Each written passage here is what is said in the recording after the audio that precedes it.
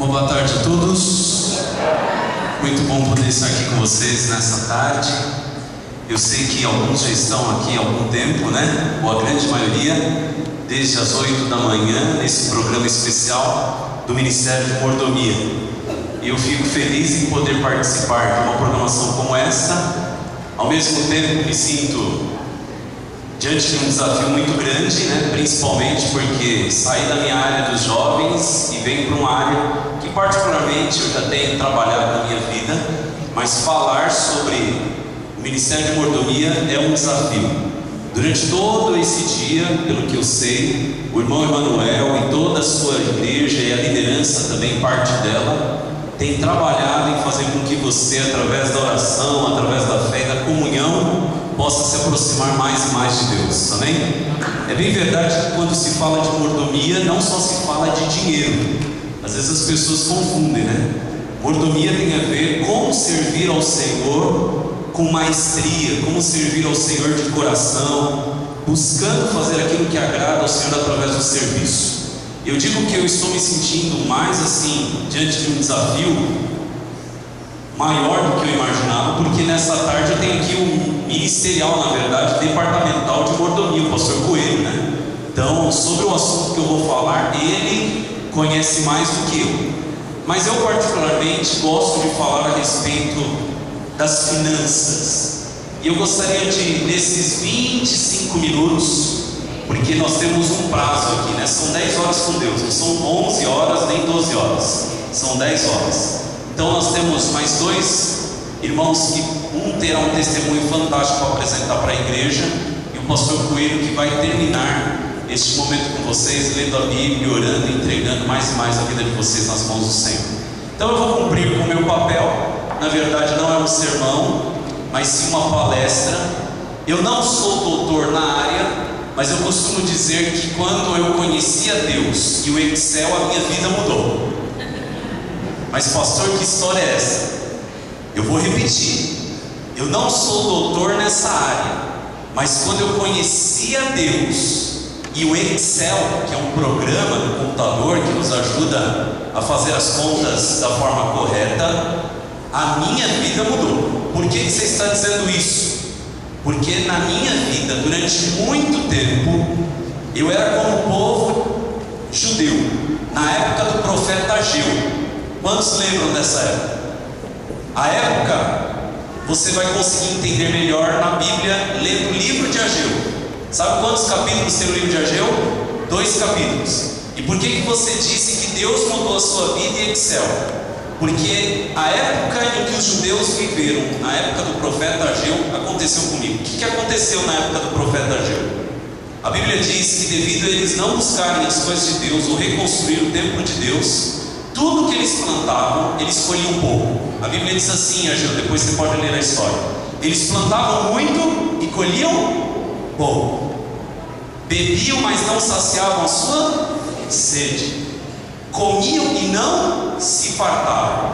E quando recebiam o salário, colocavam no bolso o quê? Furado. E aí você conhece a história. Só o livro de Ageu dá um belo de sermão, não é verdade? Qual que é o propósito do livro de Ageu?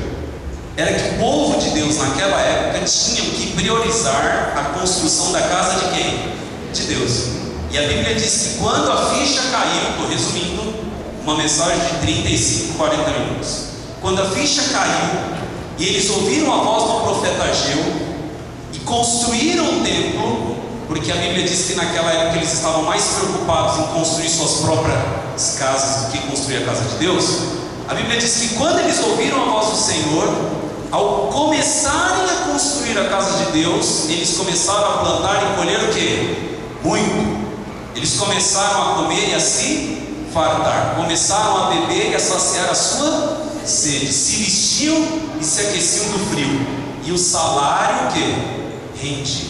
É bem verdade que a nossa igreja não trabalha a ideia da teologia da prosperidade, mas Deus quer que nós prosperemos em todos os sentidos da nossa vida.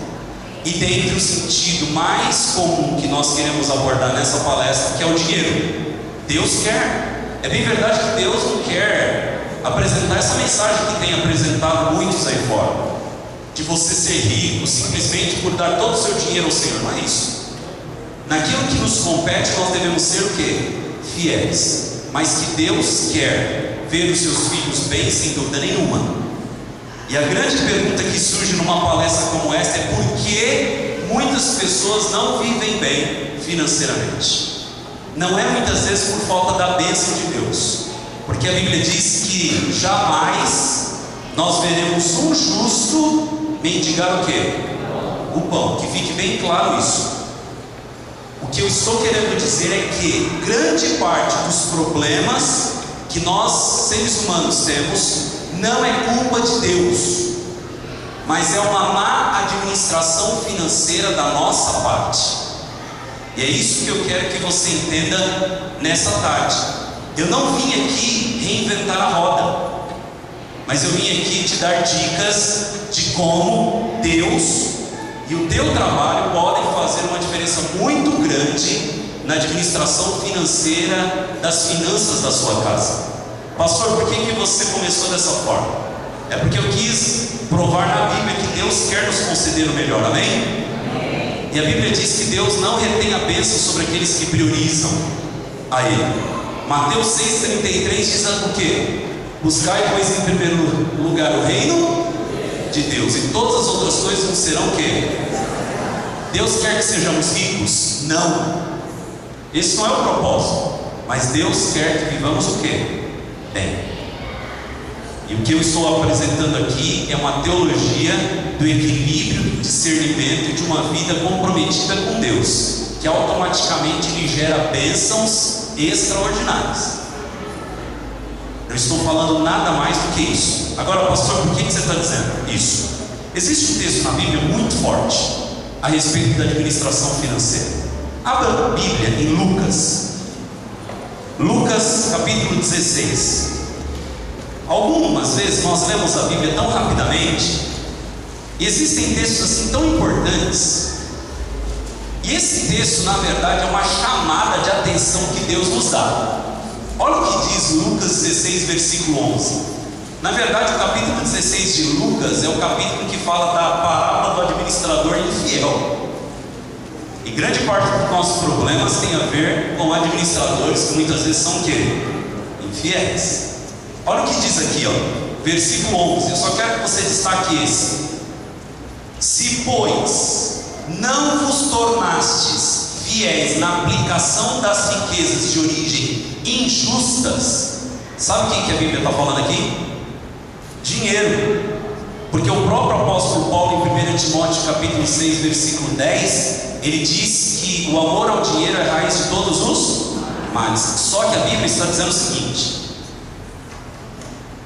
se, pois, não vos tornastes fiéis na aplicação das riquezas de origem injusta, não é de roubo, nada disso, é dessas riquezas que nós temos e que são passageiras e muitas vezes nos corrompem. Olha o que a Bíblia diz: quem vos confiará a verdadeira riqueza?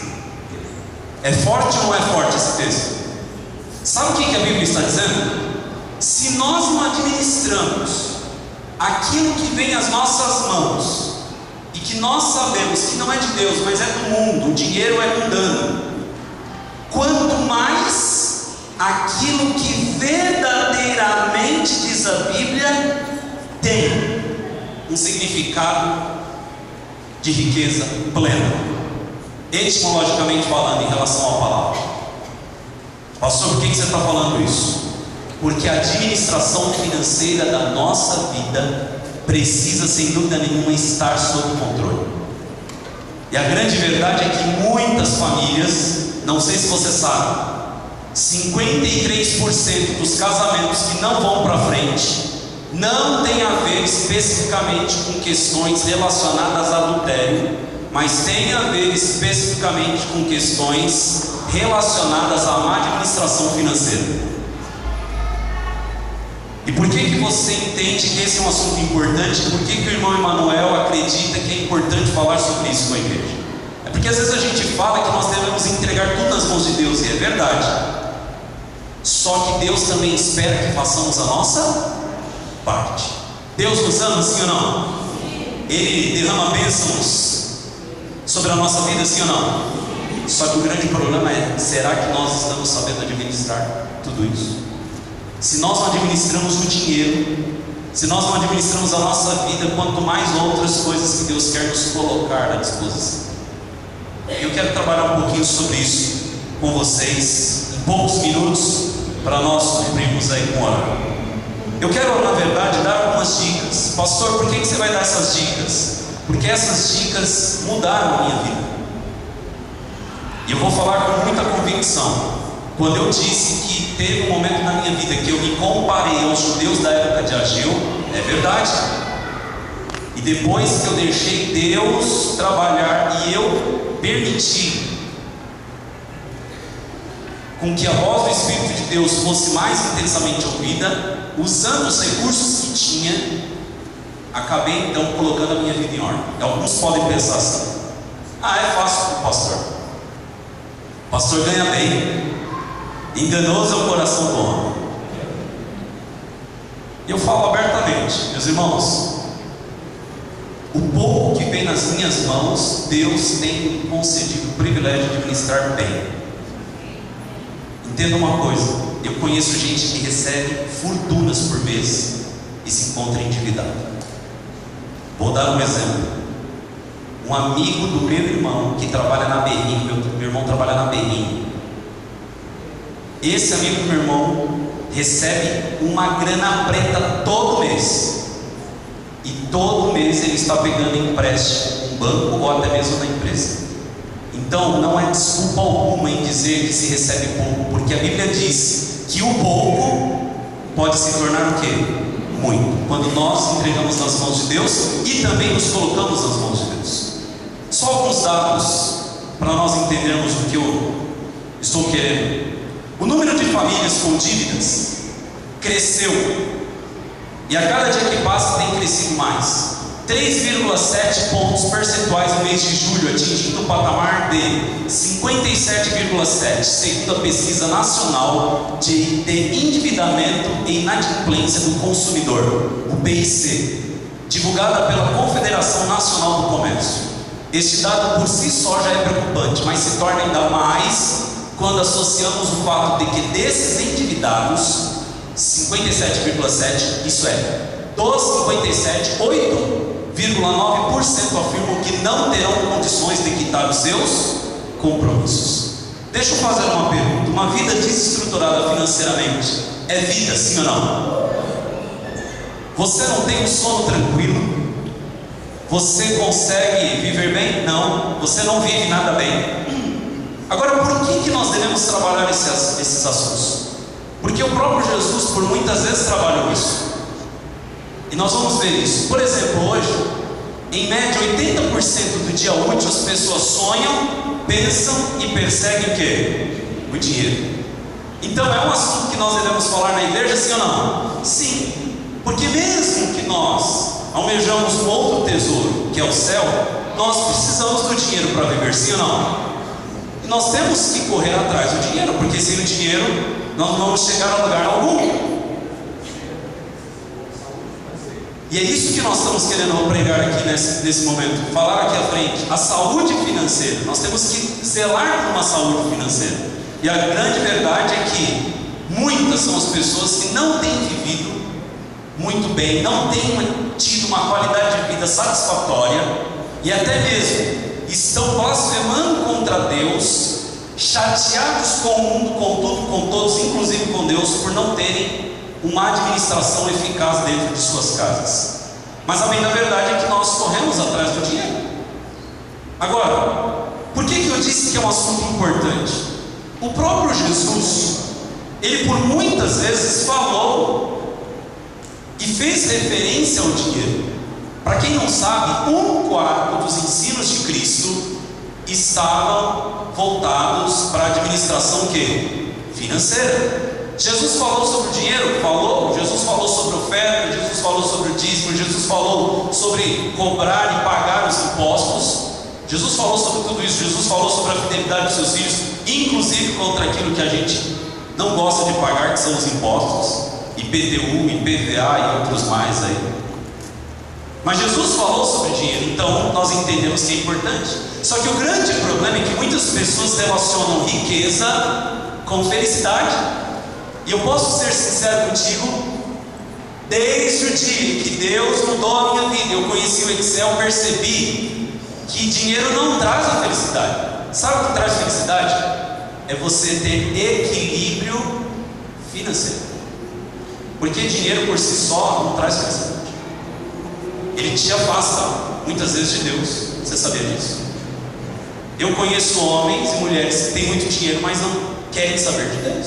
É por isso que o apóstolo Paulo disse, e repite, 1 Tessalonicenses 6,10, de que a raiz de todos os males é o dinheiro. Eu posso ser bem sincero com todos vocês? Muitos de nós jamais em nossa vida seremos ricos, porque Deus sabe que o dia em que muitos de nós nos tornarmos pessoas ricas, nós vamos rapidamente nos distanciar de quem? Dele. Em contrapartida, pastor, eu não entendo, porque existem muitos homens que não têm compromisso com Deus e têm dinheiro. Deus sabe de todas as coisas, mas se sinta privilegiado de fazer parte da sua igreja, a igreja do Senhor, de estar caminhando para o céu e de estar vivendo conforme o poder de Deus em sua vida. Esteja feliz, porque existem pessoas que, se tiver um pouquinho a mais, o dia que comer um feijãozinho melhor, um arrozinho melhor, a arrogância vai tomar conta do seu coração, a jactância vai levantar os queixos do seu nariz, e ele vai pisar em cima de todos e de tudo que estiver à sua frente. Tem gente que é assim. Então Deus não dá asas para quem não sabe o que voar. Então nós temos que entender que muitos continuarão tendo lutas e provas, mas independente do salário, que Deus está querendo nos dizer o seguinte, que é possível com pouco ser o quê? Feliz. Eu conheço pessoas que recebem pouco e conseguem fazer tudo durante aquele mês, porque Deus abençoa, irmãos. Deus abençoe. Agora, vamos ao que interessa. Da onde que eu tirei essa palestra? Livros que eu leio, artigos, sugestões de amigos, é sempre bem-vinda, né?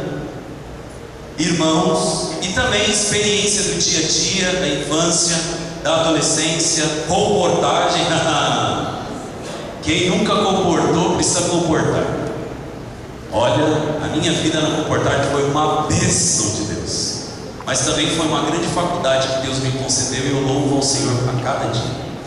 Foram 10 férias, uma atrás da outra, e por não ir para a comportagem só com a intenção de ganhar dinheiro, mas de pregar o Evangelho, voltava com o bolso cheio de dinheiro.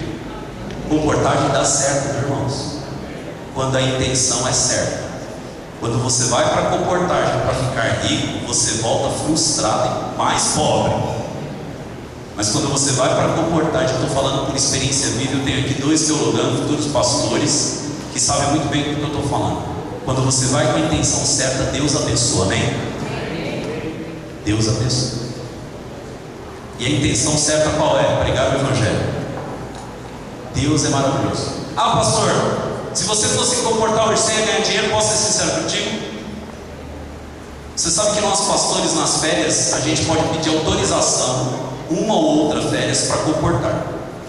Uma vez eu fui comportar, e sabe qual foi a minha experiência? Frustração total. Sabe por quê? Porque Deus disse assim para mim, em outras palavras, naquelas férias: filho, você tem que tirar férias, porque o que eu tenho para lidar, eu já estou lidando durante um ano. Aprendi uma baita com uma lição. Qual foi a segunda lição que eu aprendi? Que eu particularmente vou falar não para méritos meus, mas para a honra e glória de Deus. Sabe quanto que a gente tirava cada férias há 10 anos atrás?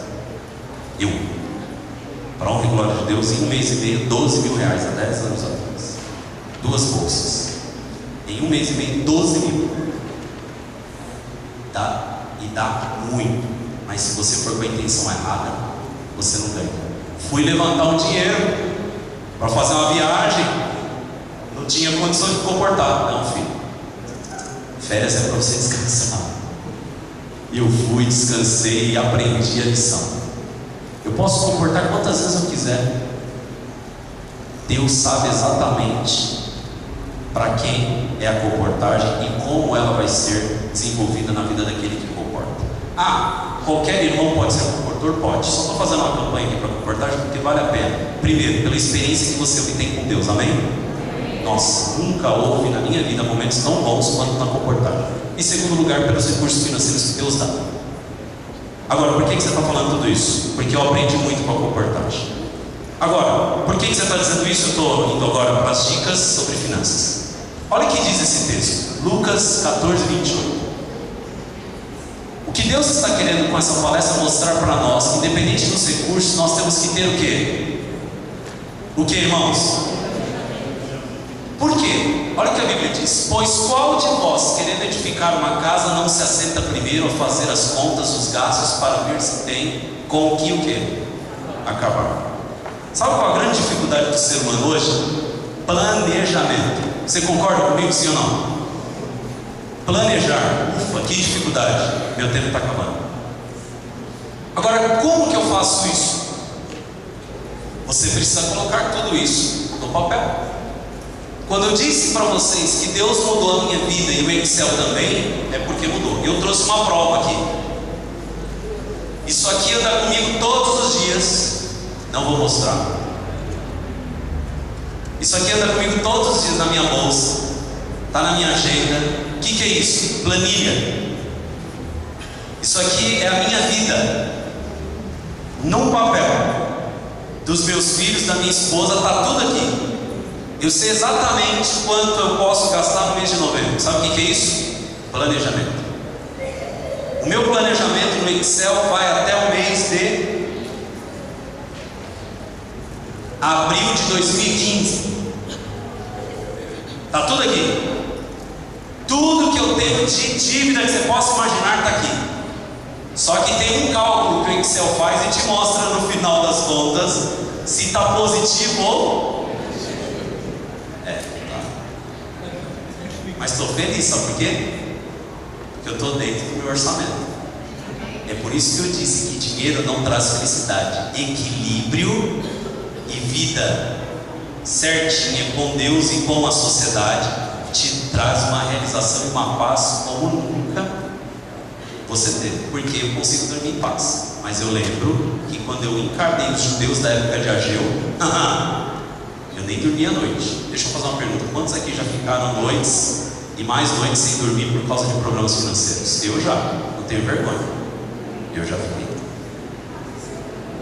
Só que um papelzinho desse mudou a minha vida. O que tem aí, pastor? Não vou mostrar, mas vou dizer. Tem entrada minha, entrada da minha esposa. Ela trabalha para ajudar. Está tudo aqui. E aqui eu coloco tudo, desde as taxas do banco, desde o cartão de crédito, água, IPTU, o carro. Você acha que o carro do pastor é totalmente pago? Tem uma Bíblia lá em casa para a gente pagar. Mas está pago. Está sendo pago. Luz, telefone, seguro, combustível, despesa mensal, semanal. E uma mesadinha para as crianças, pelo que eu vejo aqui, de vintão para cá.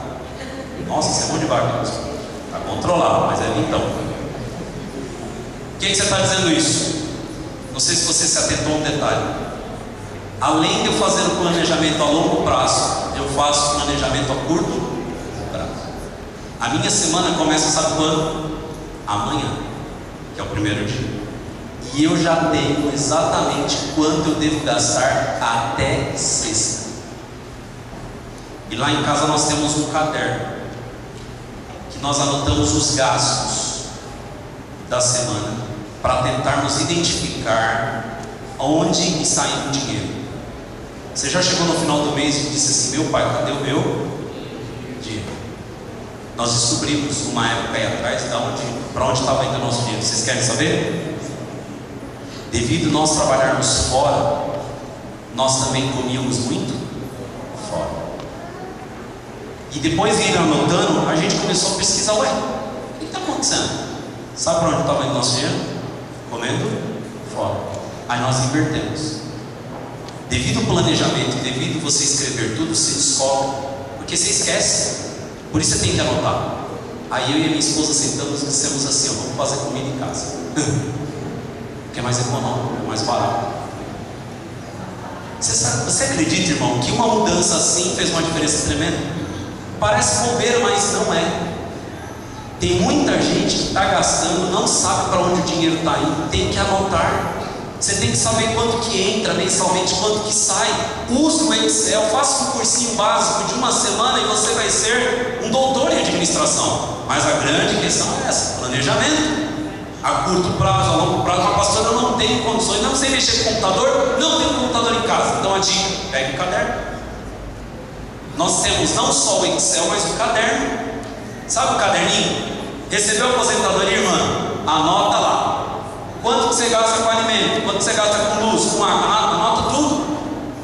E aí você vai saber o quanto vai sobrar para qualquer outro atividade, qualquer outra situação que você queira gastar o dinheiro. Agora, quais são as dicas? Primeiro, Deus é o legítimo dono de tudo, amém?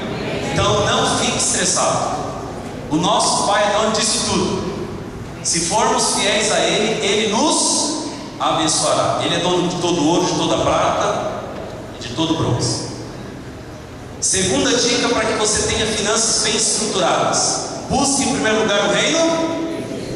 Terceira dica: separe os dízimos e as ofertas ao receber o quê? Se deixar para depois, queridos, entenda uma coisa: tem gente que não aceita isso. E por não aceitar a questão do dízimo, muitos têm sido prejudicados, não por maldição de Deus, mas por falta da bênção de Deus. Porque Deus não vai nos amaldiçoar. Mas assim como na época de Ageu, a bênção vai ser o quê? Retida. Posso repetir? Deus não nos amaldiçoa, lembre-se disso. Mas assim como no livro de Ageu, a bênção é o quê? Por que eles plantavam muito e colhiam pouco?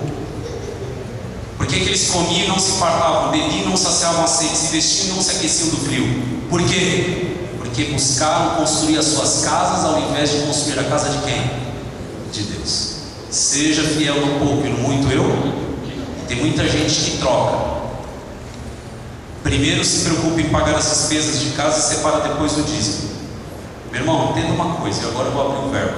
Desculpe o pastor que é responsável pela área ministerial de mordomia, o departamento de mordomia. Mas o que eu vou falar, acredito eu que ele também pensa da mesma forma. Não pense que você é quem sustenta a obra e assim por diante. É Deus quem sustenta. O maior prejudicado em você não ser dizimista não é a obra de Deus, porque Deus tem essa igreja sob o controle dele. O maior prejudicado é você. A bênção é retida, é ponto. E ponto final. Ponto final. Ah, pastor, vocês não precisam disso? Nós não. A obra de Deus precisa dos dízimos e das ofertas. Mas o maior prejudicado não sou eu, não é a igreja, é você. O livro de Ageu diz claramente isso: seja fiel, e a bênção não será o quê? Retida. Não vem falar de dízimos, mas a terceira dica é: separe os dízimos e as ofertas ao receber o seu dinheiro. Terceira dica: evite ser o quê? Fiador. Quinta dica: cuide com as compras o quê? Impulsivas. Sexta dica: antes de comprar, pesquise o quê? 3 vezes. Quem gosta de pesquisar aqui? Eu gosto. Como é bom quando eu vou lá na Santa Efigênia. Mas lá é tudo barato. Mas como é bom quando eu vou lá e o camarada diz: olha, pá, eu vou e procuro e ganho 5. Fico feliz. R$5 é óbvio, já ganhei estacionamento. Mas tem gente que não, tem gente que já, além de comprar compulsivamente, vai no primeiro e no pechincha. Evite levar crianças aonde? Eu aprendi isso na minha vida. Eu ia com os meus filhos, no início, era traquina, calypso, cheetos, tudo que não presta. Não, filho, eu vou agradar meu filho. Colocava tudo no carrinho. Quando eu ia ver, levava um monte de coisa, o quê? Desnecessário. É bem gostosa aquela bolacha calypso, eu sei disso. Mas não faz muito bem para a saúde também, irmãos. Chocolate. Os temperantes aí vão querer me pegar depois. Mas evite levar as crianças ao supermercado. Outras dicas rápidas: não compre no dia do pagamento. Sente, analise quanto entrou, faça o orçamento, veja as contas que tem para pagar. Analise, faça planos para depois você sair o quê? Para comprar. E outra, tem gente que compra antes de receber. Quando vai chegar o salário, ele já gastou aquele salário. Ufa! Aí é complicado. Procure sempre comprar o quê? Evite crediários, financiamentos só para bens o quê? Duráveis. Posso dizer uma coisa aqui, rapidamente, eu estou terminando. Eu disse que meu carro é financiado. Não tem problema de você fazer o financiamento. Tem problema sim quando você, antes de fazer o financiamento, não pensou e não calculou desde parcela e quantidade de meses. Quando eu falo ali sobre financiamento só para bens duráveis, eu não estou falando de carro, eu estou falando de imóveis. Carro você tem que pagar o menos de juros possível, e não vai no que eles estão falando não, porque na maioria das vezes o juros está embutido em tudo, e muita gente, às vezes as pessoas parcelam o carro a 60, tinha uma época em 72 vezes. Cuidado, irmãos. O máximo que você tem que fazer no financiamento de carro, posso dar uma dica, talvez tenha alguém aqui com 60 parcelas, evite da próxima vez. O máximo 36 vezes é o máximo. Isso levando o financiamento para a briga entre os bancos, para você conseguir o quê? Um juros menor. Mas quanto à casa, vale a pena porque é um bem o quê? Durável. E ainda assim você tem que analisar a taxa de juros e outras coisas mais. Algumas dicas, né? Mas a vista aqui é uma outra dica importante. Quem já trabalhou com cartão de crédito sabe o que eu estou falando. Eu já disse para minha esposa o seguinte, que o cartão de crédito tinha que ter a hombridade, as empresas, de construir um cartão com um reloginho lá, né? Que a gente se perde. Você passa, nossa, passei esses dias 200. Não, vou passar mais 200. Então quando você vai ver a fatura é de milão. Ué, eu só gastei 400. Mas você esqueceu, colocou gasolina e assim por diante. Foi esquecendo, foi vendo. Quando veio o montante, já era tarde demais. Deixa eu fazer uma pergunta. É verdade ou mentira o que eu estou falando? Quando nós temos o dinheiro e pagamos à vista, já resolveu ali. Uma coisa que eu não gosto de comprar é comida no crédito. Quando eu vou pagar, eu falo, nossa, essa comida já não tem mais nada, já foi tudo. Não gosto de pagar gasolina também no cartão de crédito. Nossa, 3 tanques de combustível, já foi tudo. É melhor pagar o quê? À vista. Se não tiver na hora, pense e repense 2, 3, 4 vezes. Cuidado. Cartão de crédito tem sido a tragédia familiar nos dias de hoje. Compare preço, peso, marca, preço e embalagem. Compare tudo isso. Outras dicas: saiba a diferença entre necessidade e desejo. Você sabe qual que é a diferença? Tem gente que às vezes não tem necessidade alguma daquilo ali. Uma vez eu encontrei com uma moça, ela disse assim: pastor, eu tenho tanto sapato lá em casa, eu não usei a metade deles. Você acredita? E eu fui na casa uma vez de uma irmã, que ela me mostrou o guarda-roupa dela cheio de sapato novo, que nunca usou. Ela comprava pela necessidade ou pelo desejo? Quantos já compraram pelo desejo? Deixa eu ver as mãos. Reconheça o seu pecado. Aquele que confessa deixa ser perdoado. Eu já comprei pelo desejo. Uma vez eu comprei uma camisa. O que eu estou fazendo com esse negócio aqui na mão? Depois que caiu a ficha. E eu lembrei na hora que eu tinha uma camisa quase da mesma cor. É por isso que quando eu vou para o shopping, os meus filhos, nem vou na verdade, faz muito tempo, evito o shopping. É ar-condicionado, uma musiquinha suave, te deixa numa situação confortável, tranquilo, passeando com os filhos, e lá vem o crediário. Uma vez eu estava na Marisa, eu já podia falar, mas eu tenho que terminar, peraí, pessoal. Eu estava na Marisa e tinha uma moça assim na minha frente, nunca mais vou esquecer. Aí a moça estava com dinheiro na mão. Dinheiro, papai. Aí a dona não, a responsável ali do caixa, ela disse assim: você pode parcelar aqui na Marisa em 7 vezes sem juros.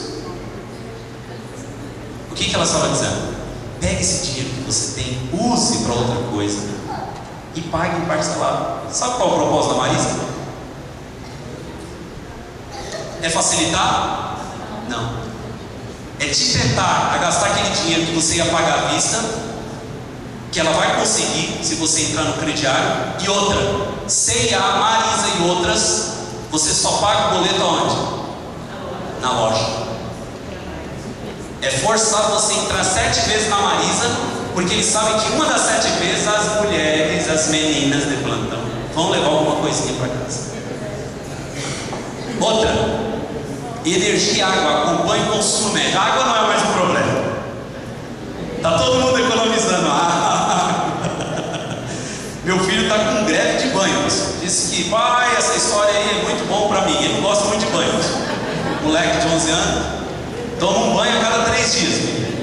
Imagina. Esses dias eu peguei ele passando lenço umedecido para ficar um pouquinho mais generoso.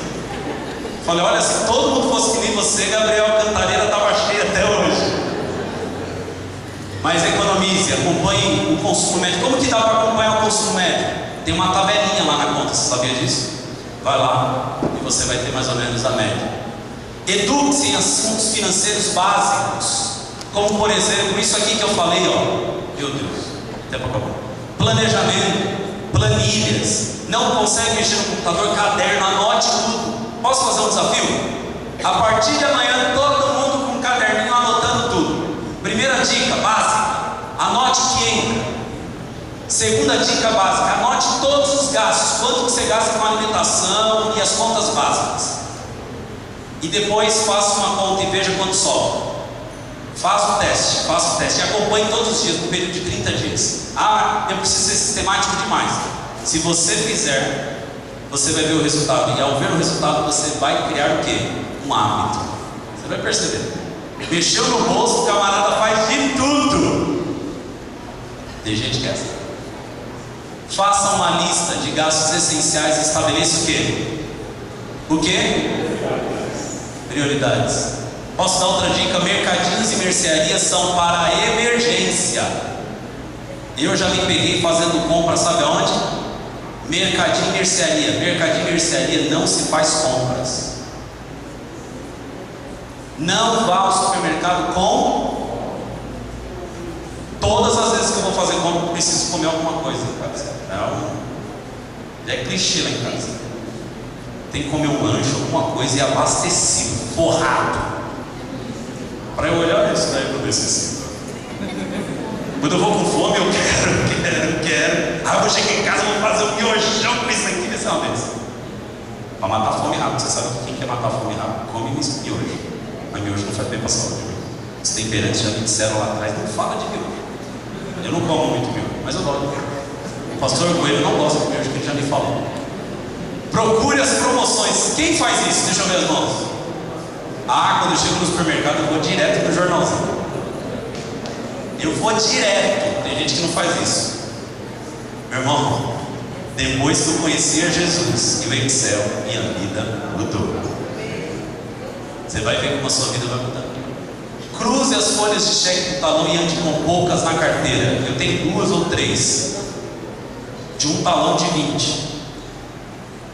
Desenvolva hábitos também. Aqui é uma dica, né, para aqueles que... Eu estou desenvolvendo isso em casa. Eu não trocava um chuveiro em casa. E a minha esposa faz de tudo. Troca chuveiro, tomada, faz de tudo.